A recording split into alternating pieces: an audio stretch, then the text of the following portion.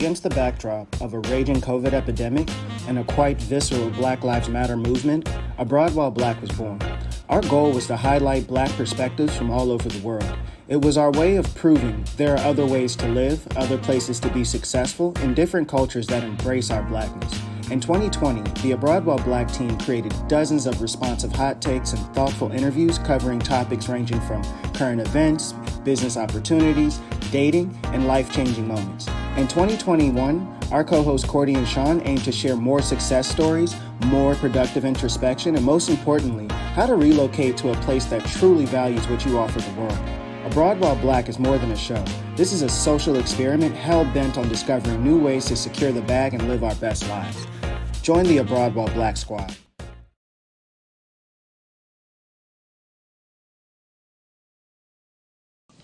Hello, Abroad While Black squad. We're back together again.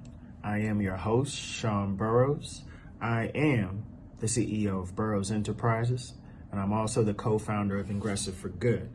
My goal in life is to build an economic bridge between Africa and her diaspora. I focus on operations, tech integration, and investment. So today we're jumping into part 3 of our series, the last and final series about lean operations for efficiency and growth.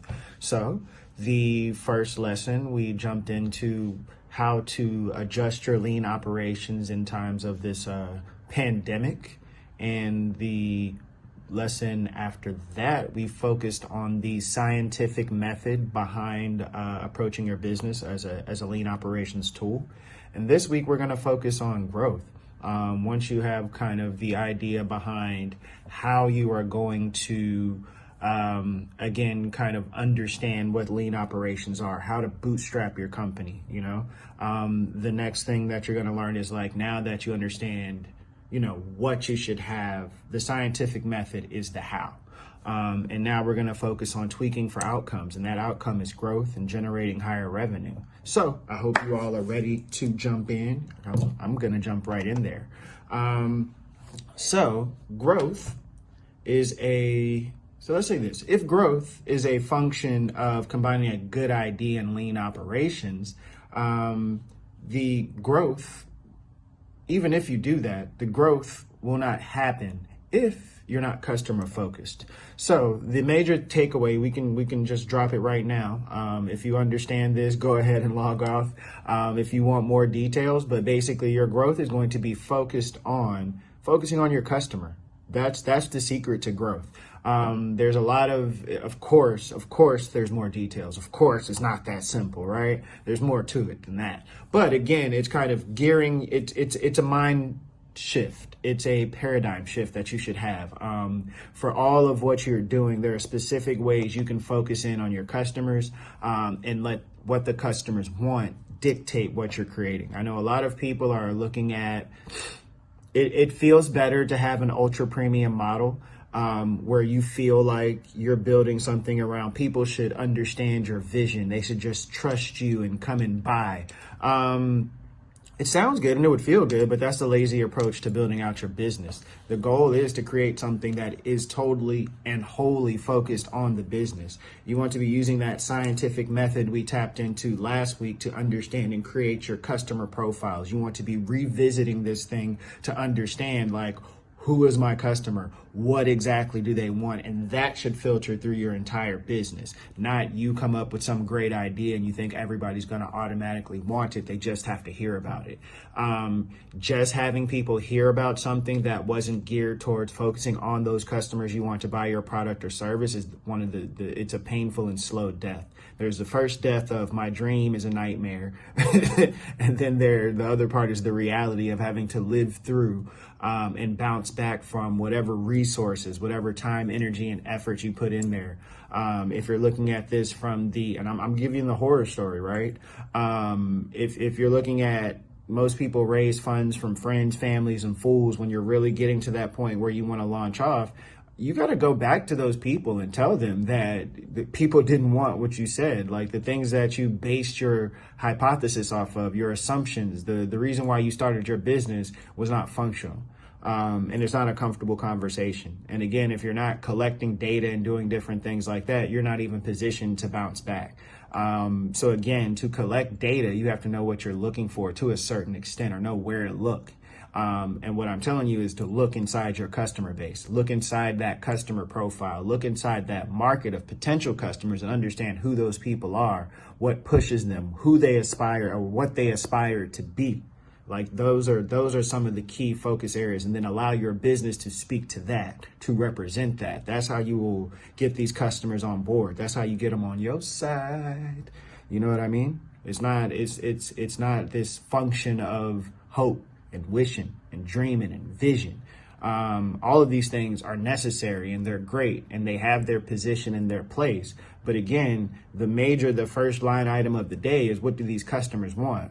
We have to earn money. What do the people who are willing to pay us money want?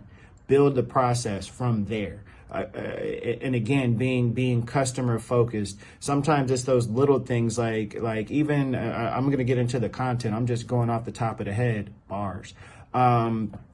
But one of the things that you have to look at, what are some of the ways you can retrofit your business to make it easier for your customer to interact with? How do you find ways to create more value? You'll have a lot of ideas within your business. Oh, we should do this. Oh, we should do that. Stop and think. Do people that are going to be buying your products or services want your bright ideas? I think that when it comes down to these growth strategies that you're going to be creating, it's a similar lesson that I learned from design, right? Because you are designing something. And what I mean by design is the user interface that you see. So when you're using applications online, when you're using your website and different things like that, I hear, and I've given scholarships for some of you from the Ingressive community who kind of may be following and listening to the video. We gave away scholarships. Part of the reason why some people didn't get the scholarships because there were people who understood what they were about to do in this product UI UX space, and there are people who thought that they had dreams and hopes and goals and vision, and I want the best for them. But when it comes to giving resources to somebody, I have to give it to the person most likely to give the best return, to leverage it the most, to create the most impact. And those are going to be the people who understand what they're doing. So when I'm reading through certain things, and there are some people who are saying on one side, not the good side, there are people on this one side saying that, because I'm good with colors and I understand fashion and all of these other different things, that I should get the scholarship and be UI UX designer. And the thing is, if you said you felt like those things would make you a better UI UX designer, there's a difference between this is why, because I'm creative. Nah, fam, it's not about your creativity. It's about you being able to create what the customer wants. So from that perspective, being able to put things together and do things well is good and it's great. But you have to be able to separate yourself from the product. Meaning if somebody tells you this is not what I want, you have to be able to respect that and be able to say, okay, maybe this is not what I should be making. And that's what you find in the design process. And that's what you find in when you're creating customer focused businesses. You have to kind of remove that inner part of yourself where this is my heart. This is my goal. This is the only thing I've wanted to do since I'm a little girl. Nah, fam. What you need to do is make money and pay your bills. So what that involves is giving people what they want. So let me just jump into a definition. So being customer focused means that when your company takes action, the customer is at the center. The alternative is to be revenue focused or product focused. I slip into and I focus on that, and sometimes it's my own notes, it's my own observations, and it's me creating these things and committing them to pen and paper or online or whatever. That reminds me of the context some of these lessons come in at. So you do have to focus on your product. You do have to focus on how much revenue you make, but this needs to come from the lens of how does it serve and improve your relationship with the customer, if that makes sense, because that's a bar. That's a straight up bar. All right. So when a company is revenue or product focused, customer experience tends to fall by the wayside. There are a few, let me give you an example. So I use several banks in Nigeria, right? So I have I have like maybe actually like 4 bank accounts, right? Okay, 4 different bank companies that I have accounts with for various reasons, right? So there's 2 major ones that I use. And one company, their technology is kind of trash. It's kind of horrible. It's not as reliable as I would like it to be. So sometimes when you're trying to transfer money and different things, it crashes. It can't find the beneficiary you want to send money to. Sometimes your card doesn't work. Not often, just often enough where you don't feel 100% comfortable.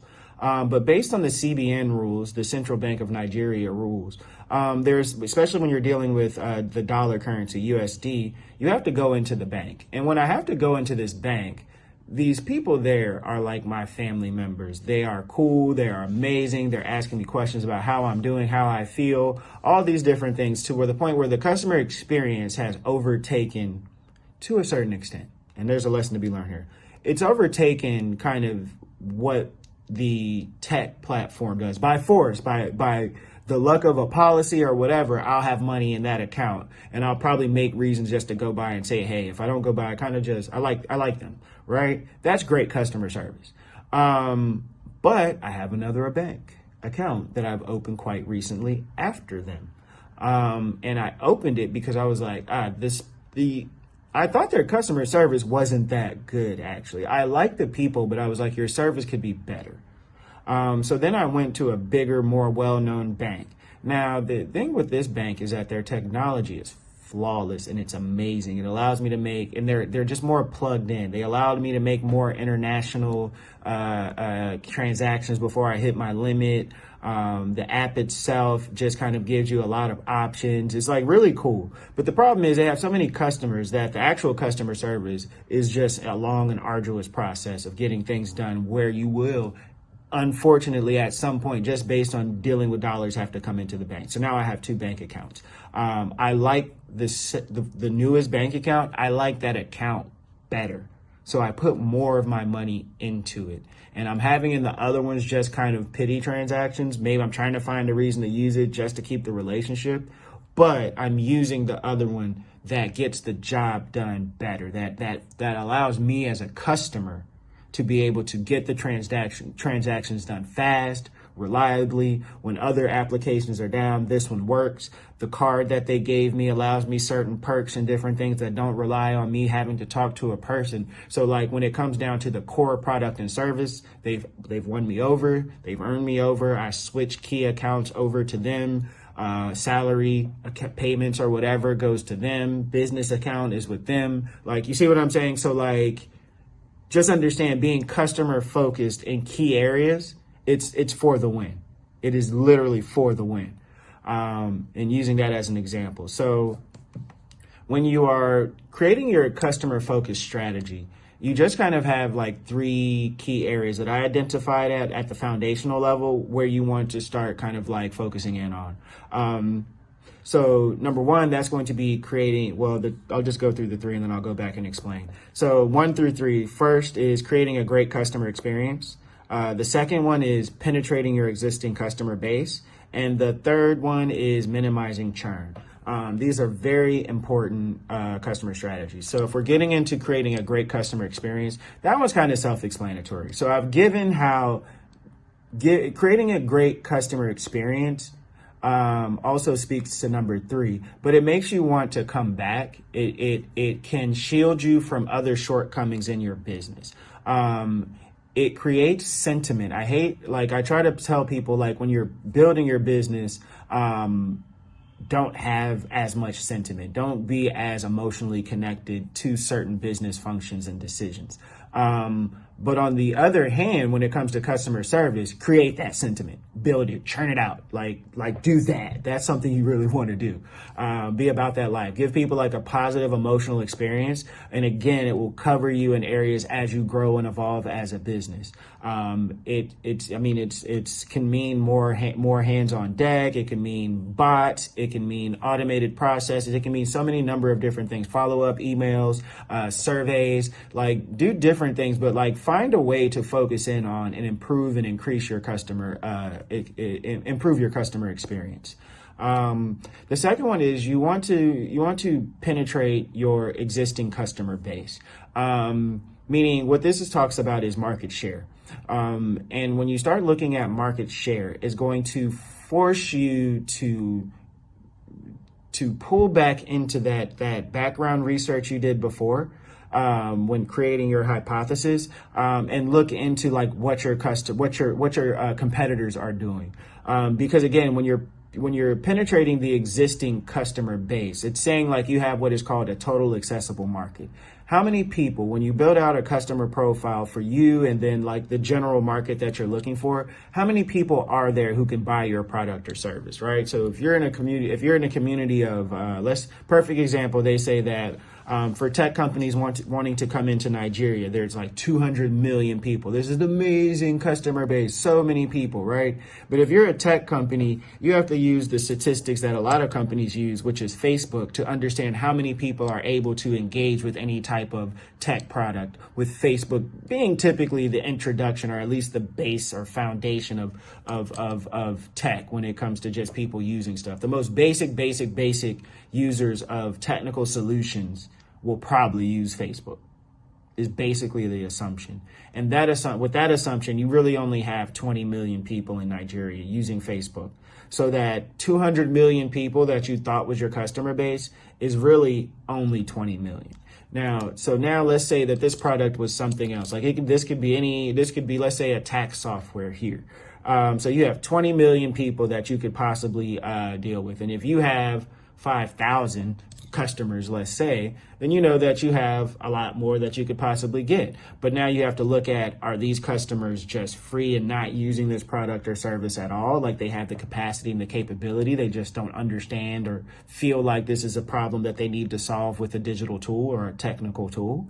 Are these people existing customers for your competitors? Your competitors have the market share and you've created a niche. When you're considering these things, these are like two key areas to focus on and look at. And you're looking at one strategy of, if these people are existing and they don't know that this product serves their problem, then your main way of kind of penetrating this base is basically generating awareness. But now if you have, on the other hand, where these customers are already held by some company who's doing something that has them, maybe they were just first, then your thing is coming in and saying, all right, what do they do bad? Like, what are the terrible things that they do? What are some of the things that they miss? Some of the things that their products or service, like it's in the space, but it just doesn't solve 100% of the problem. Or maybe their product or service and the solution of their problem just in general and inherently creates another problem, right? So like there are some of those different things, right, that you can consider, and you can say like, okay, so I can look at that, I can solve that problem. Then you still go back to generating awareness and let them know and get them onto my side. So like that's how like you want to, like, I'm just giving you like two examples, but this is the thought process that you're actually looking to dive into and have when you're looking at penetrating your existing customer base. All right. The next one is minimizing churn. When I hear churn, my first interaction with churn was when it was in regarding your team, your employees.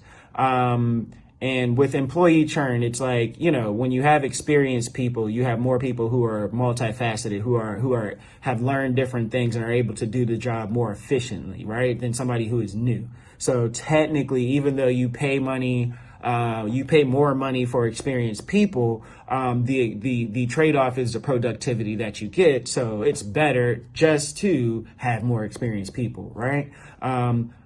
That's the idea behind employee churn. But actually there's like customer churn as well. And for those, especially things that can be bought repetitively or that are able to be used repetitively, you want to start looking at that churn. You want to start looking at that part, and it's the same principles. An informed customer who's aware about what you do, and that have brought your product or service already, it should be easier to sell to them again. And when you're looking at minimizing churn, the key idea behind this is like, how do I stay top of mind? How do I make sure that this customer is aware that I exist? How do I make them know or keep them in the loop when I'm releasing new products, when I'm giving them more information on how to use the product, giving updates, more use cases, different things like that. Basically, I'm giving you things you should do and then why. But the thing is, you want to be able to the idea of what you need, or one of the key ways to minimize churn is just to create a line of communication. This is why like social media and different things like this are so important, because previously you would have to pay somebody who has mass appeal or mass connections to all these different people to be able to access them, commercials on TVs and different things like that. But today it's different. You can reach people directly. So now you can create your profile, you can create your brand, and let people know who you are. And basically, when you get people that buy products and services from you, find ways to like incentivize that purchase. Find ways to get a way to connect them, the email address, the social media handle, different things like that, where you can have a direct one-on-one. Get the phone number so you can put people in WhatsApp groups, depending on what your business is.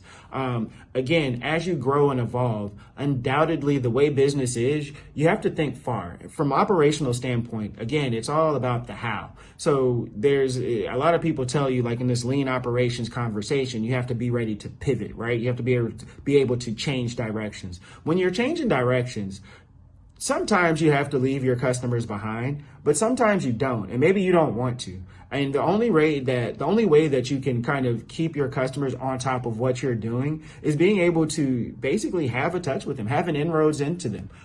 This is something you can't think of when you want to change direction and then you say, oh, I need to find a way to let people know that I'm doing something different. You need to already have that relationship. It needs to already be in place. Or you find yourself taking L's that you didn't have to take. Or when it comes time to change a direction or you've moved and gone in a direction and somebody else is visiting your platform or coming to you for the same old thing you had before, and they're like, oh, it's not there.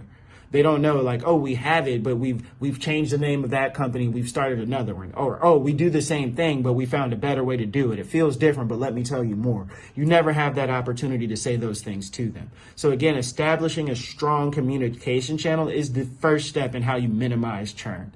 You need to, again, stay top of mind. Again, this may not be as relevant to people who have something that you buy once and it's done forever. Perfect example being I have some people that I won't say I mentor. They're just some younger guys that I look out for and I support their vision and their dream. But they have a sock company.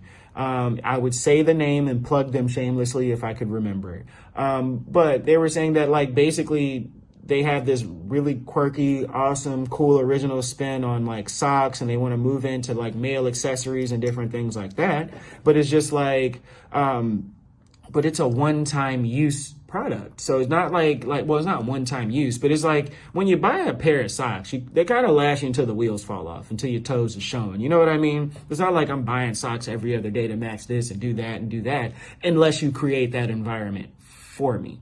So one of the suggestions I had for them is kind of like build a community around like being like on top of your sock game, bro. Like do something or have contests or something that make people want to show off their socks. They operate in the tech community, so design the socks in a way that represents and reflects what people in the tech community are experiencing and doing different things like that. So they have so many different things, and these are sharp guys. So I'm not, this is just suggestions. But again, you need to look at your business in the same way, like in a way where you have to like keep those customers connected to you. The product and the brand has to speak to them and connect to them within a way where they feel like it's something personal for them. Again, you want to create that sentiment. That's how you kind of break down that barrier to people just kind of bouncing and being thoughts in the industry, buying from you, buying from somebody else. Like, nah, be faithful. Stick with me. Stay by me. You know what I mean? Anyway, let's move on to the next section. I want to give you all a couple of customer-focused growth tips. Matter of fact, I even said that I was going to touch into goal setting for generating revenue, but actually just go back and listen to the thing. I'm looking to the side to see my notes. Just go back and listen to the thing. The link is below. I think that I really wanted to dive into, and I enjoyed the conversation that I'm having with myself and you, my people, around the customer focused area. I kind of went further than I thought I would with some really good examples. But again, you want to be focused on customers. If you want to find ways to make money off of that process, there's a completely other learning module that focuses on that I would suggest you listen to. So with that being said, some customer focused growth tips. One of the first ones I would say is like, protect your reputation, like create a reputation, like understand like this is the reputation you want to have, and find ways to contribute to that, to make people want to believe it. Like it should be like whatever you want your reputation to be, you should find some way to say it to your customer, existing and your future customer base, and never kind of divert from that. It takes years to build a good reputation, but it takes just like one bad mistake to ruin it. I remember if you look at what happened with NordVPN, where for as long as I've known the name, they've been one of the strongest VPNs. And then all of a sudden somebody cracked their code and got information or whatever from them. And then people were kind of like, yay, a lot of other people's stock started ticking up. Theirs went down a bit. So it's just kind of like, when I say stock, like just the opinions that people were giving me. So like, it's one of those things where like, once you build your reputation, like again, be deliberate about building your reputation, do it on purpose, but also build a reputation that you can deliver on. Don't build something that you can barely do and then crack and fall on it. Like find that reputation that you want to have, build operational processes that damn near guarantee that it's going to get done, and focus in on there. I would say that another thing that I would say, number 2 pro tip, realize the ratio. If some of the financial stuff, you got into the ratio, but look at the ratio between customer happiness and business success, because these two things are codependent. The happier you make your customers, the more they're going to buy. And it's only going to be limited by what it is that you have that fits what they want. It's based on what you offer, the product or service. But again, the happier you make them, the more sentiment, happiness is a sentiment, the more they're going to be able to be influenced by you. Create that opportunity. Focus on like building and creating that opportunity for them. And it'll take you a long way. I think, again, people look at their business from their perspective, and they really focus on doing it from their perspective. Like, this is the way I want to do it. And again, there shouldn't be a whole lot of eyes in how you're doing your business. There shouldn't be eyes in team. There ain't no eye in money. Bars. So just realize that, you need to be focused on the customer. Take your opinion out of it. Now, they say, you've heard the statement, the customer is always right. And I think we took it too literally. It's not like the customer is always right. Like every person that comes in, what they say is always right. No, but like what the customer wants is right for your business. That's what they're saying. Again, let me get another one. Bars. So again, just the last time I'll say it, number 2, customer happiness and business success are codependent. The third one is the customer needs to be the foundation of your communication plans. The customer needs to be the foundation of your communication plans. So you need to just, and there are a lot of people who have suffered from this. Just with whatever you're doing, just assume that this may one day accidentally reach the eyes of a customer. Like, even look at it that literally. The way that you talk, the messaging internally, even like the way you talk should be befitting to the customer, to the company and the brand that you want to build on behalf of the customer. Like, again, this speaks to having a culture. Uh-oh, we have a special guest. Come on in. Don't be afraid. Say hey from the corner. Hey. Say it like you alive. Hi. There you go. Awesome. So, customer needs is the foundation of your communication plans. What this speaks to is building a culture within your within your company. The way that you talk, the way that you build your policies, your everything within your company, all of these things need to speak to what the customer wants and needs.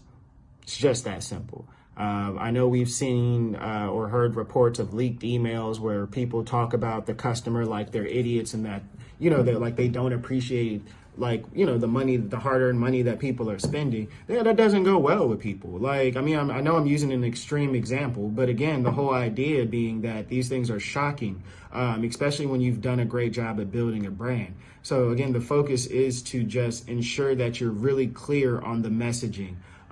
If you are trying to even say that I'm positioning myself as a premium brand, your premium nature should speak to the customer. Like if you look at Hennessy, they're definitely a premium brand. And the way they speak to their customers is just like whoever you see as the person that is like the premium entertainer, the premium space, the premium venues that you want to be at, enjoying your life and stuff, Hennessy is there. That's one of the ways that they're the foundation of the communication plans. It's just even the visual communication, where you see their brand is the place you want to be. So that's the drink you want to have. They do an amazing job on that. So let's move to number 4. Devote your company to easing the customer's burden. Again, the better you solve the problems of the customer, the better off you'll be as a product or service. And then the easier it is, even reducing the burden to interact and engage with your product or service, even that part is even instrumental to having longevity and sustainability. Don't say words you can't spell, people. But it's very key. It's very key to again, understanding that, again, this is that feeding into that logic that the customer is always right, but like building on top of that to say, like, we have to serve them and find a better way to do business. Like when you look at easing their burden, this is a continuous process. It's not something that you do once. You have to step up, and keep on stepping up. Shout out to Coyote. So that's what you have to do. Number 5, establish brands focus in on the customer experience. So again, the customer experience being like, you have to be, I keep saying this, you have to be deliberate about how you want the customer to feel when they are leaving your business, when they are leaving your venue, when they have finished consuming your product or service. They have to have a good feeling. They have to feel like they got their money's worth. They have to feel like this product, service, and company is dedicated to being committed to their, well, I won't say happiness, but committed to solving their problem efficiently, not taking advantage of them, not price gouging and doing different things like that. Now, again, people are willing to pay for quality, but again, you can't just be quality by words, hopes, and because the right person held this thing. You offer something special to that person. Give them something special and they will keep coming back. And the other thing is, and this is one of my key points for real, like ain't nothing more lean than being adaptive. Be adaptive to customer psychology changes all the time, right? Let me give you an example. There was one time where R. Kelly probably contributed to like a 3 or 5% global increase in baby making within the Afro diaspora. I'm just saying. But today, you cannot say R. Kelly without getting a little bit of a, you see what I'm saying? I even heard, the funniest thing I heard somebody say is that R. Kelly didn't touch them women. That was Robert. Okay, that's not funny. That's not funny at all. But you get what I'm saying. Like, customer sentiment changes. It changes. And you have to be ready to adapt to change with it. Because what ends up happening is if customer psychology changes and you don't change your brand to match how they feel, you get left behind. There are certain people who just assume that since I was great today, that I'm going to be great tomorrow. Or since I was great yesterday, I don't understand what's happening today when my business is not connecting. There's somebody else who's adaptive. There's somebody else who's saying the right thing. There's somebody else who told somebody they want something they didn't want. They didn't even know they wanted. There's a Steve Jobs in your section. Just go over there telling people, hey, you ever thought about the whole thing being touchscreen? Right? You ever thought that you don't even need a keyboard anymore? What? What is that? What does that even mean? You see what I'm saying? There are those type of people out there. So you got to be out there and be on top of it. You don't want to be the company that just bought a barge full of blank CDs ready to start your music distribution empire in the space as part of the infrastructure, just to find out that, oh, wait, what's an MP3? You know what I'm saying? You don't want to be that person. So like you have to understand what people are doing, what they want, how they want to live their life, how they want to be served. And again, make sure that your business model is a reflective of that. So with that being said, I mean, you know, I can't drop everything.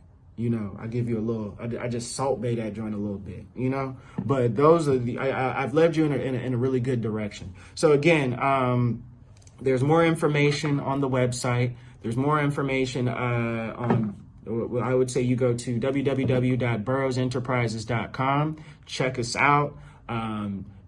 There's the articles. There's the, stop.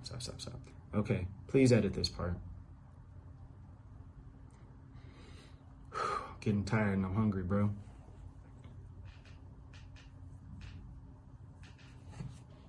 Okay, let's go. So please. So I'm gonna, wait, don't put that part in either.